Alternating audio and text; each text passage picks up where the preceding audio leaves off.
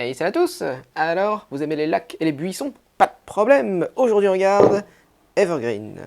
Evergreen, c'est un jeu dans lequel chaque joueur va avoir son plateau qui représente sa propre planète et vous allez essayer de l'améliorer en plantant de la végétation, des pousses, des arbustes, des arbres, mais aussi des lacs et des buissons. Et en fonction de la manière dont vous aurez placé ces différents éléments dans votre planète, eh bien ça va vous faire des points.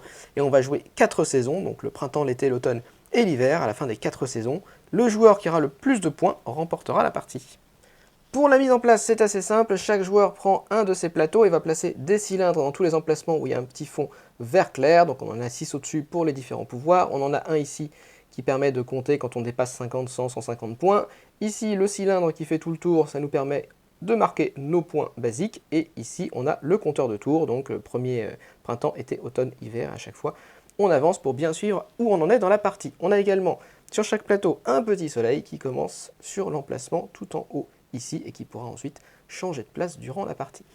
Une fois qu'on a fait ça, on désigne également un premier joueur qui prend le jeton premier joueur et on va prendre ce paquet de cartes qui représente tous les différents biomes de la planète. Il y en a 6 différents, on va tous les mélanger et on va piocher des cartes jusqu'à obtenir 5 symboles fertilité. Donc c'est ce petit symbole là qui est en haut de la carte. Donc là j'ai un symbole, là il n'y a pas de symbole, donc je continue de piocher. 3 symboles, je suis à 4, hop, et 2 symboles supplémentaires, je suis à 6, c'est bon, j'ai bien atteint ou dépassé 5, donc je m'arrête de piocher. Les cartes sur lesquelles il n'y a pas de symbole, on les remélange dans la pioche, et les 3 autres cartes sur lesquelles il y a des symboles, ça va nous donner une petite indication sur la manière dont les arbres vont nous rapporter des points. Donc typiquement, par exemple, ici, sur le biome hiver, donc qui est celui-là, tous les arbres que j'aurai dans ce biome à la fin de la partie me rapporteront 3 points. Si cette carte-là est toujours visible sur le bord du plateau à la fin de la partie, sachant que ces cartes vont pouvoir évoluer. Donc ça, ces 3 petites cartes, hop, on les met sur le côté pour l'instant, elles sont valables pour tous les joueurs. Et ensuite, on reprend notre paquet et on va révéler autant de cartes qu'il y a de joueurs, plus 1. Imaginons qu'on joue à 3 joueurs, on va donc révéler, hop, 4 cartes, donc 1, 2, 3, hop, 4. Et une fois qu'on a fait ça, on est prêt à commencer la partie.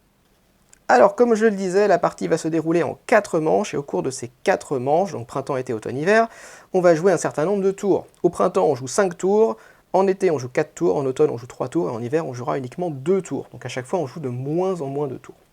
Alors, comment ça va se passer pour chacun de ces tours? En commençant par le premier joueur, donc celui qui a ce petit jeton, on va chacun choisir une carte dans la rivière de cartes qui est ici. Alors, par exemple, si c'est moi qui commence, eh bien, je vais choisir cette carte-là, donc je la place devant moi.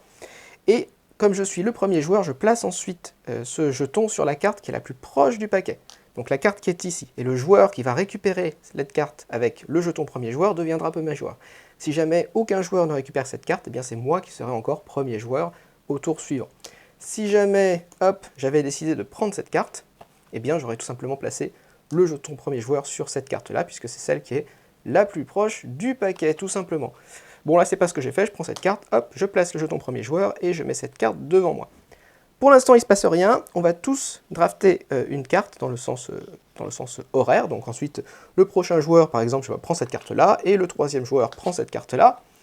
Et enfin, la dernière carte qui n'a été prise par personne, elle va rejoindre tchouk, les cartes qu'on avait déjà placées au début de la partie, et elles vont se cumuler. Donc ici, c'est le biome hiver, et ça rajoute un symbole de fertilité dans le biome hiver, donc je le place ici. Ça veut dire que maintenant, les arbres qui sont dans le biome hiver à la fin de la partie ne vont plus me rapporter uniquement 3 points, mais 4 points. Donc ça, c'est une décision déjà qui est importante en début de partie, c'est la carte que vous allez laisser, que personne ne va prendre, va venir rajouter des points sur le biome en question. Alors attention, petite subtilité, sur certaines cartes, vous n'avez pas de symbole fertilité, vous avez à la place ce symbole aridité. Dans ce cas-là, si vous ajoutez ce symbole aridité à une des piles qui se trouve dans cette zone, eh bien, elle va retourner sur sa face cachée la dernière carte qui a été posée. Donc par exemple ici, dans le biome hiver, c'est cette carte-là que je viens de poser en dernier. Je la retourne sur sa face cachée, je rajoute ce symbole aridité, et ça veut dire qu'en fait, j'ai diminué le nombre de points que vont me rapporter les arbres dans la zone d'hiver. Donc à la fin de la partie, là, je suis revenu à 3 points pour chaque arbre qui se trouvera dans ma zone d'hiver. Donc une fois que tous les joueurs ont récupéré une carte et qu'on a rajouté la carte qui n'a été prise par personne à la zone de score final, on va pouvoir chacun simultanément. Il n'y a pas besoin de le faire dans l'ordre du tour, puisque ce que vous faites sur votre plateau n'a aucun impact sur ce que les autres joueurs vont faire, donc on peut tous jouer en simultané. On va résoudre les effets de la carte qu'on vient de récupérer. Alors ces effets, ils sont deux types. Déjà, le biome de la carte, donc la couleur de la carte, qui correspond à un emplacement de votre planète. Par exemple ici, c'est celui-là. Le biome de la carte va m'indiquer la zone dans laquelle je vais avoir le droit de faire une action parmi 4 disponibles. Je vais y arriver juste après. Et ensuite, soit avant, soit après avoir fait mes actions dans ce biome, je vais pouvoir faire une petite action bonus qui est indiquée sur la carte. Donc celle-là, par contre, elle est différente en fonction des cartes jaunes, par exemple. Là, on a des actions bonus différentes. Donc je le fais dans l'ordre que je veux, soit d'abord mon action bonus, puis mon action principale dans le biome, on va dire, soit mon action dans le biome, et ensuite mon action bonus. Alors, les actions dans le biome, elles sont de 3 types. La première action que je peux faire, c'est récapitulé ici en bas de votre plateau, c'est de planter 3 pouces. Donc les pouces, c'est ça, ces petites choses. Donc je les plante absolument où je veux, tant que je suis dans le biome. On va remarquer que des fois, il y a des emplacements de biome qui ne sont pas disponibles, on ne peut rien planter à ces endroits-là, c'est des crevasses. Hop, donc par exemple, là j'ai 1, 2, et puis je plante un troisième, un troisième ici. Voilà, j'ai planté mes 3 pouces, je ne suis pas obligé de les planter adjacents, je les mets où je veux, tant que je les plante dans le biome. C'est la seule contrainte. Je ne peux pas bien sûr en planter 2 sur la même case, hein, évidemment. Donc ça, c'est la première action possible. Deuxième action possible, je peux faire des actions de croissance, enfin un effet de croissance. C'est quoi un effet de croissance? Ça va être de transformer un pouce en arbuste, ou de transformer un arbuste en arbre. Donc par exemple, ici, si lors d'un tour prochain, je peux faire 2 effets de croissance, eh bien je peux transformer ce petit pouce en arbuste, et également celui-là, je peux aussi le transformer en arbuste. Alors attention, quand vous avez 2 effets de croissance comme ça, vous n'avez pas le droit de le faire sur le même espace. C'est-à-dire qu'avec une seule action, je ne peux pas transformer 7 pouces en arbuste et le même arbuste en arbre. Je suis obligé de le faire sur des espaces différents, sinon ce serait trop facile, parce que les arbres ne poussent pas en un seul tour. Mais par contre, lors d'un prochain tour, il n'y a pas de problème, je peux venir remplacer, hop, faire pousser ici cet arbuste pour le transformer en arbre, et faire pousser cette petite pousse pour en faire un arbuste. Voilà, tout simplement. Donc ça, c'était la première action, donc c'était de placer 3 pouces. Deuxième action, je peux appliquer 2 effets de croissance, toujours dans le biome concerné. Troisième action possible, je peux placer 1 pouce et faire un effet de croissance. Tout simplement, hop, je place ce pouce-là et je transforme cet arbuste en arbre. Encore une fois, je ne peux pas le faire 2 fois au même endroit. J'aurais pas pu placer une pousse et la transformer directement en arbuste. Il faut que ce soit sur des espaces différents au sein du biome. Et enfin, dernière action possible, je peux faire soit un effet de croissance, soit planter une pousse. Donc c'est pas terrible, mais par contre, je ne suis plus obligé de respecter la contrainte de ce biome, donc je peux le faire n'importe où. Par exemple, là, si je veux plus rien placer ici, j'ai pas du tout envie, je peux choisir d'aller juste mettre une pousse, hop, dans ce biome-là qui ne correspond pas à ma carte. Si jamais, au moment du draft, vous avez récupéré une carte Joker, eh bien vous pouvez faire ces actions dans n'importe quel biome, vous n'êtes plus contraint, vous n'êtes pas obligé de le faire dans le même biome, par exemple. Hop, même si j'ai 3 effets de croissance, par exemple, si je choisis la première action, je peux les faire dans 3 biomes différents si j'ai cette carte Joker. Voilà, donc ça c'était les 4 possibilités pour faire votre action principale, on va dire, qui correspond à la couleur du biome de la carte que vous avez choisie. Et ensuite, avant ou après avoir fait cette action principale, vous avez un pouvoir qui est indiqué sur la carte que vous pouvez activer. Alors ces pouvoirs, il y en a 6 différents, ils sont en haut du plateau, et à chaque fois que vous allez activer un de ces pouvoirs, avant de l'activer, c'est très important parce qu'on a tendance à l'oublier, vous allez décaler le cylindre qui est ici d'un cran vers la droite. Et en faisant ça, ça va améliorer en fait la puissance du pouvoir que vous allez appliquer. Donc si vous choisissez plusieurs fois dans la partie le même pouvoir, ce pouvoir sera à chaque fois un tout petit peu plus puissant que la fois d'avant. Alors une fois qu'il a atteint le bout de la ligne, il ne peut plus être augmenté, donc il a atteint sa force maximum, mais voilà, vous êtes encouragé en fait à récupérer plusieurs fois le même pouvoir pour l'améliorer. Alors ces pouvoirs, quels sont-ils? Eh bien ça ressemble un petit peu à ce qu'on vient déjà de voir, hein, c'est pas très compliqué. Le premier pouvoir ici, avec le symbole up de pouce, eh bien tout simplement ça permet de faire pousser des pouces. Alors là, d'abord, bien sûr, avant de l'activer, je déplace le cylindre d'une case vers la droite et ça m'indique combien de fois je peux faire ce pouvoir. Et ici, c'est un petit 2 qui est indiqué, ça veut dire que je peux planter 2 pouces. La particularité de ces pouvoirs, c'est que vous n'êtes plus restreint par le biome qui est indiqué ici, vous pouvez les mettre où vous voulez. Donc là, je peux planter deux petites pousses absolument n'importe où. Je peux les mettre aussi dans le biome qui est indiqué, mais pas nécessairement. Donc par exemple, hop, j'en mets un ici et un ici. Et la prochaine fois que j'utilise ce pouvoir, je pourrais en planter 3, la fois d'après 4. Et ensuite, je serai toujours bloqué à 4, mais déjà 4, c'est plutôt pas mal. Ensuite, le deuxième pouvoir qui est ici, qui a le symbole d'arbuste. Hop, je vous le montre un tout petit peu plus gros. Il est où? Voilà. Ce symbole d'arbuste ici, et bien tout simplement, ça me permet de faire une croissance sur un pouce qui devient un arbuste. Et c'est la même chose, la première fois, je peux le faire qu'une fois. Et puis, la deuxième fois que je prends le pouvoir, je pourrais le faire 2 fois, donc sur 2 pouces différentes, pour les transformer en 2 arbustes différents. Et la troisième fois, 3 fois, tout simplement. C'est jusqu'à 3 fois, je ne suis pas obligé de le faire 3 fois si je ne peux pas le faire 3 fois. Là encore, évidemment, vous le faites sur des cases différentes et ça peut être absolument n'importe où. Vous n'êtes, encore une fois, pas restreint par le biome au moment où vous faites ces petites actions. Donc par exemple, hop, je pourrais venir là et transformer ce pouce en arbuste ici. Troisième pouvoir, c'est le pouvoir, pareil, d'avoir un effet de croissance qui permet de transformer un arbuste en arbre. C'est la même chose, hein. Hop, n'importe où, je prends un arbuste, je mets un arbre à la place, hop, et je suis content. Même chose, le pouvoir augmente plus vous l'utilisez. Le troisième pouvoir qui est celui-là, lui il n'est pas terrible, il me permet, c'est le pouvoir du bourgeon qui est ici, il me permet juste de gagner des points. La première fois je gagne 1 point, donc j'augmente sur ma piste de score, la deuxième fois je gagne 2 points, et à partir de la troisième fois je gagne 4 points à chaque fois. Bon, ça peut paraître intéressant, mais c'est pas exceptionnel, enfin en tout cas de mon point de vue. Et puis deux derniers pouvoirs qu'on n'a pas encore vus, c'est le lac et les buissons. Alors le lac, c'est ces petits éléments-là, donc la première fois que vous utilisez le pouvoir, vous pouvez placer un lac, la deuxième fois aussi, et puis la troisième fois, vous pourrez placer jusqu'à 2 lacs, n'importe où sur votre planète. Alors un lac, c'est très chouette, parce que quand vous les placez, hop, mettons-nous en situation, par exemple si on est comme ça, pour que vous voyez mieux, je vais mettre comme ça, voilà. Si je place un petit lac à cet endroit, je vais pouvoir appliquer 2 effets de croissance sur 2 espaces orthogonalement adjacents. Donc par exemple, je pourrais transformer cet arbuste en arbre et ce pouce en arbuste.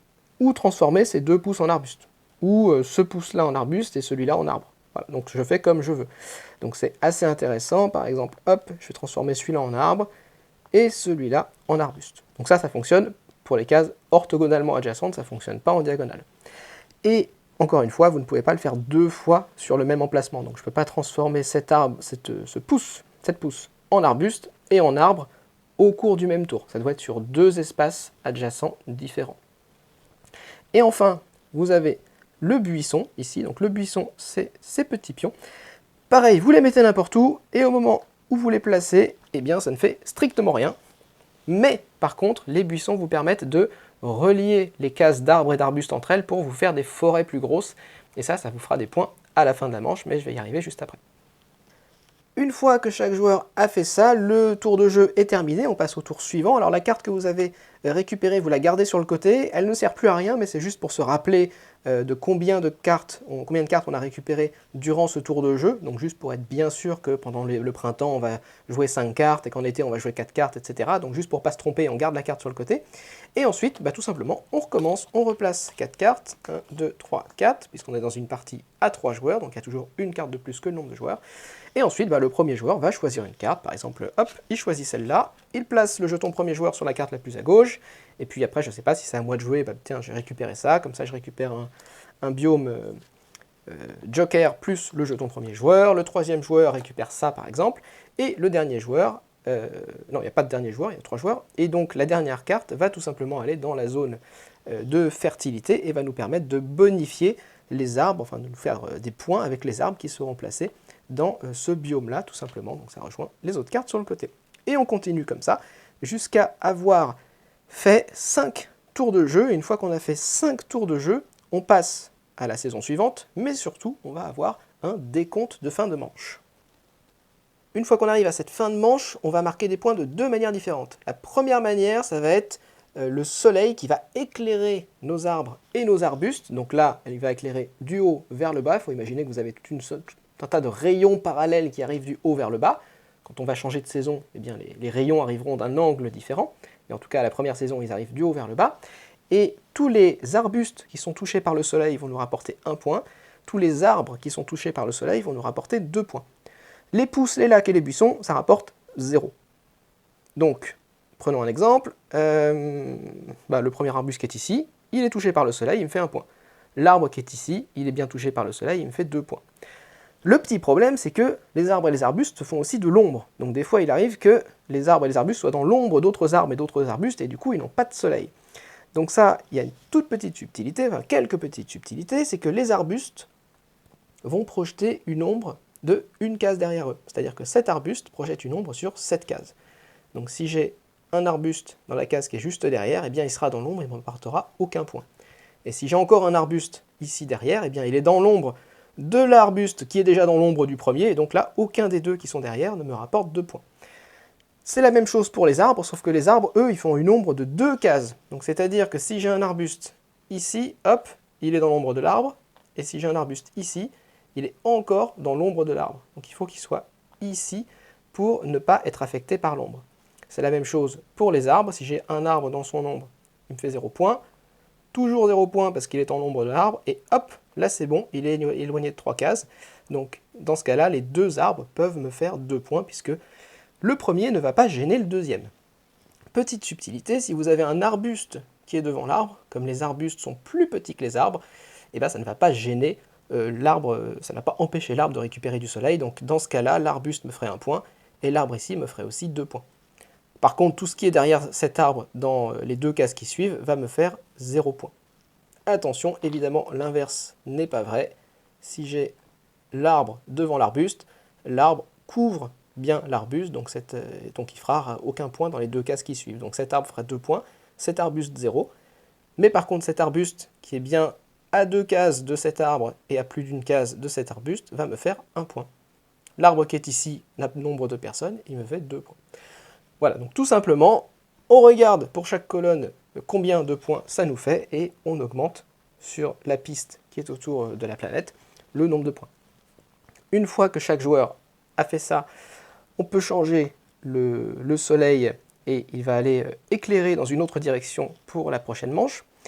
Et en plus de ça, vous avez un deuxième décompte de points, en plus des points de lumière que vous allez gagner. Vous allez aussi gagner des points pour votre plus grande forêt. Comment on calcule la plus grosse forêt? Eh bien, c'est votre plus gros groupe d'arbres, d'arbustes et de buissons qui sont orthogonalement adjacents. Donc par exemple, ici, ce serait une forêt de 1. Ici, c'est une forêt de 1 parce que le lac ne relie pas les 2 forêts. Les pousses ne relient pas les forêts non plus. Donc ici, on n'aurait toujours que 2 forêts de 1 puisque la pousse ne les relie pas. Mais par contre, ici, par exemple, on a une forêt un petit peu plus grande qui fait 1, 2, 3. Le buisson compte dans la forêt, 4. Donc là, j'ai une forêt, par exemple, de 4 espaces. Et donc, chacun de ces espaces va me faire 1 point, donc ça me fait 4 points. Et seule ma plus grosse forêt va me faire des points. Alors là, vous voyez, ça peut être intéressant. Les buissons deviennent intéressants parce que ici, là, entre les 4 arbres, enfin ces 3 arbres-là surtout, qui ne sont pas encore reliés hop, à ma forêt, si je place une pousse juste ici, tchouk, voilà. Si je place une pousse juste ici, eh bien je ne les relie pas à ma forêt tant que cette pousse n'est pas transformée en arbuste. Mais à partir du moment où je transforme cette pousse en arbuste, eh bien elle va commencer à faire de l'ombre aux autres arbustes et aux arbres qui sont autour. Donc ça, c'est pas génial. Donc c'est pour ça qu'un buisson, ça peut être intéressant, puisque les buissons ne font pas d'ombre. Hop, donc si je mets mon buisson ici, il va me faire déjà 1 point en agrandissant ma forêt, mais en plus, il va raccorder les 3 arbres qui sont ici à ma forêt principale. Donc ça ne fera plus 4 points comme avant, ça me fera 4, 5, 6, 7, 8 points à la fin de la manche pour cette forêt qui est beaucoup plus grosse. Une fois que chaque joueur a calculé les points de soleil qu'il récupère plus les points que lui font sa plus grosse forêt, qu'il a bougé son soleil d'une case vers la droite, qu'il a bien descendu son petit marqueur pour indiquer qu'on est passé à la saison suivante, eh bien on est prêt tous ensemble à passer à la saison suivante qui va se dérouler exactement de la même manière que la saison précédente. Donc on va juste récupérer des cartes, planter, faire pousser, etc. Une fois qu'on a joué 4 cartes cette fois-ci pour l'été, on passe à une phase de score de décompte qui se déroule exactement de la même manière. Puis le soleil, hop, avance encore d'une case. On passe à l'automne. Cette fois, on joue 3 cartes. On fait une phase de score, encore de la même manière. Puis le soleil bouge d'une case. On passe à l'hiver. Cette fois, on joue uniquement 2 cartes pour la dernière saison d'hiver. Mais en même temps, les pouvoirs que vous avez vous permettent de faire davantage d'actions. Donc ça compense un petit peu. Et une fois que tout le monde a terminé le décompte de sa phase d'hiver, on va pouvoir passer au décompte final. Exemple de décompte final, imaginons que les cartes qui sont dans la zone de fertilité, donc toutes les cartes qui n'ont pas été prises à chaque tour de jeu, forment ce pool de cartes. On va regarder combien de points ça nous fait. Donc tout simplement on regarde biome par biome, combien d'arbres on a, et on multiplie par le nombre de points de fertilité. Donc par exemple ici, tous les arbres dans ce biome-là, je dis bien arbres, hein, donc c'est ceux-là, c'est pas les arbustes. Les arbustes c'est 0, les buissons c'est 0, enfin tout dans le décompte final c'est 0, à part les arbres. Donc tous les arbres qui pour moi sont dans cette zone vont me faire 1 point. J'en ai pas, donc ça me fait 0. Ensuite je regarde le biome suivant, ce biome-là qui est celui-là, j'ai un arbre, donc ça me fait 1 point, hop, je l'augmente. La zone qui est ici, j'ai un arbre, donc ça me fait encore 1 point. Donc là on s'en fiche, hein, des points de lumière, dans l'ombre, pas dans l'ombre, etc. On regarde juste le nombre d'arbres. Hein. Ensuite, la zone d'hiver, ici j'ai 3 et 2, donc ça fait 5 points par arbre. Et j'ai 2 arbres, ça me fait 10 points. Hop, donc vous voyez, ça peut vite monter, hein. Il suffit, si je mets 2-3 arbres de plus ici durant ma partie, tout de suite ça me fait 15 points supplémentaires, donc ça peut devenir assez intéressant. Et enfin, dans la zone jaune qui est juste là, il y a 2 points de fertilité, donc ça me fait 2 points par arbre.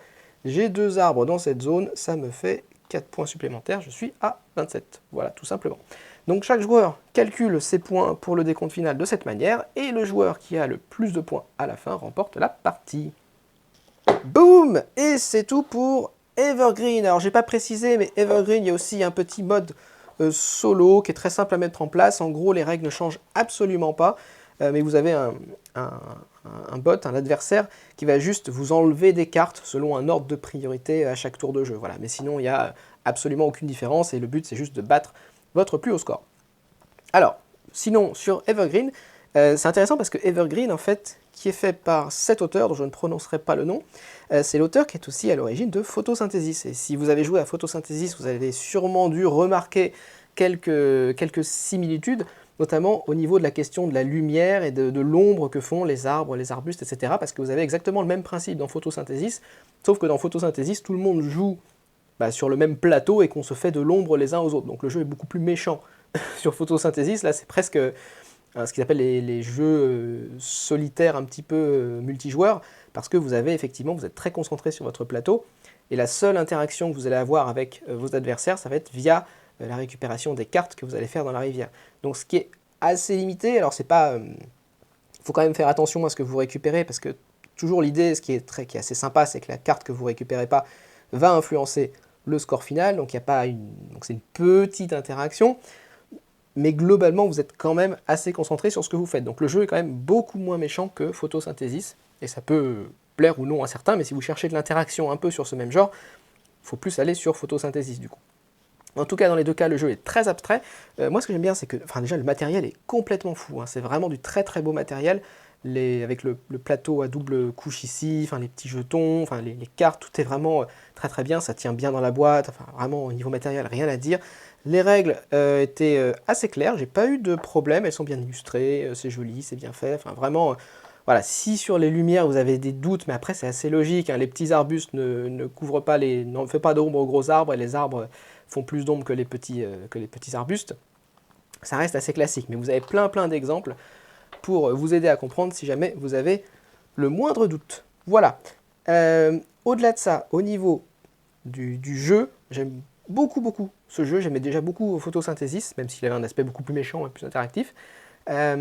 Mais ici, ça fonctionne aussi bien. Le jeu reste, malgré tout, très simple. Alors, il y a plein de petites choses à expliquer, mais aucune de ces choses n'est compliquée. C'est-à-dire que vous avez les 6 pouvoirs, donc il faut bien expliquer les 6 pouvoirs, mais en même temps, sur les 6 pouvoirs, il y en a déjà 3 qu'on connaît déjà. C'est juste des effets où il faut faire placer des pouces ou faire pousser des éléments qui sont déjà présents. Et en gros, vous avez juste les lacs et les buissons à rajouter, mais ça reste... très gérable, et puis c'est des règles que vous n'oubliez pas après, c'est vraiment tellement facile que vous pouvez ressortir le jeu dans 6 mois, vous vous en souviendrez encore, donc ça c'est quand même un très gros point positif, et puis surtout ça a un aspect un peu gros jeu, mais que vous pouvez quand même sortir quasiment avec n'importe qui, parce que ça reste assez simple à comprendre. Donc ça c'est très positif pour moi j'aime beaucoup. Le petit point, allez, c'est très fluide, ça se joue hyper rapidement, hein, parce que finalement les manches, il y en a 9, 12, 14 manches, uniquement de 14 tours de jeu, donc ça va prendre 14 cartes. C'est assez peu, finalement, mais ça suffit pour avoir la sensation d'avoir bien développé son jeu. Alors après, j'ai vu des critiques qui disaient qu'une fois qu'on sait comment placer les arbres et tout, il y a des stratégies plus optimum que d'autres. Sans doute, j'en suis pas là. Moi, je place mes arbres un petit peu comme j'ai envie de le faire, en fonction aussi des cartes. Alors, les cartes qui tombent vont pas non plus être les mêmes, donc malgré tout, les parties se renouvellent avec les cartes qui vont faire que certaines zones vont donner plus de points que d'autres. Mais c'est vrai qu'une fois que vous avez compris qu'il fallait mettre quand même vos arbres de telle ou telle manière pour éviter qu'ils se fassent de l'ombre, ça peut-être que, j'en sais rien parce que j'en suis pas arrivé là dans le jeu, mais peut-être que ça vous incite à toujours placer vos arbres de la même manière. J'en suis pas convaincu, je sais pas s'il y a vraiment un placement optimum, mais c'est la petite interrogation effectivement que j'ai moi aussi à long terme, c'est est-ce que le jeu a les reins suffisamment solides pour supporter peut-être 10, 15, peut-être 20 parties, est-ce qu'au bout de 20 parties on n'a pas tout le temps l'impression peut-être de faire la même chose? Je sais pas, pour l'instant j'en ai fait quelques parties quand même, et je me suis pas lassé, alors évidemment on n'enchaîne pas 5 parties d'affilée, mais finalement il y a des buts un petit peu différents, on peut le faire de différentes manières, on peut essayer de gagner beaucoup de points sur la première manche, ou beaucoup sur la deuxième, en plaçant nos arbres et nos arbustes de manière différente. Je ne sais pas du tout si c'est une bonne stratégie d'essayer de répartir les points sur les 4 saisons, ou d'essayer de faire énormément de points à une seule saison en plaçant ces arbres pour que ça convienne que à la dernière saison, par exemple. Je sais pas. Mais en tout cas, c'est quelque chose qui est possible, parce que finalement, contrairement à d'autres jeux, je pense au château de Bourgogne aussi, sur ce type de jeu, au château de Toscane, pardon, où la manière de marquer des points fait que vous êtes obligé de marquer des points en début de partie. Ici, si vous marquez peu de points en début de partie, ça n'a pas d'impact particulier, parce que les points de lumière que vous allez récupérer, qui sont des points de victoire, finalement n'impactent pas votre capacité à planter les arbres, ou à faire des effets de croissance, ça n'a pas d'effet sur vos actions. Enfin, c'est pas pénalisant de faire moins de points à la première manche, mais d'en faire beaucoup plus à la deuxième, comparé à quelqu'un qui ferait un peu de points à la première, un peu de points à la deuxième. Donc finalement, ça ouvre aussi le champ des possibles à plusieurs stratégies. Donc ça, c'est plutôt assez sympa. Voilà, donc moi c'est un jeu que franchement, au niveau production, matériel, règles, enfin c'est vraiment extrêmement bien fait, extrêmement efficace. Donc je suis plutôt assez emballé par le jeu. Effectivement, petite interrogation sur est-ce que ça tient la distance, parce que ce côté abstrait fait que, et le côté un peu renouvellement limité fait qu'on peut-être on va avoir le sentiment de faire toujours la même chose à chaque partie. Je sais pas, j'en suis pas arrivé là. Pour l'instant, le jeu me paraît... je comprends bien que si vous en faites une centaine de parties en 10 jours, vous allez peut-être un peu écœurer, mais ça c'est un peu tous les jeux. Et il n'y a peut-être pas la profondeur et le renouvellement qu'il y a dans d'autres types de jeux, mais en tout cas pour ce que c'est, pour la complexité pour la complexité des règles qui est proposée, je trouve que c'est très intéressant, et puis avec un petit côté opportuniste qui est en fonction des cartes qui tombent, qui est aussi assez chouette. Voilà, donc c'est tout ce que moi j'avais à dire pour Evergreen. N'hésitez pas à laisser un commentaire, mettre un pouce vers le haut, à vous abonner surtout, et moi je vous retrouve la prochaine fois. Salut!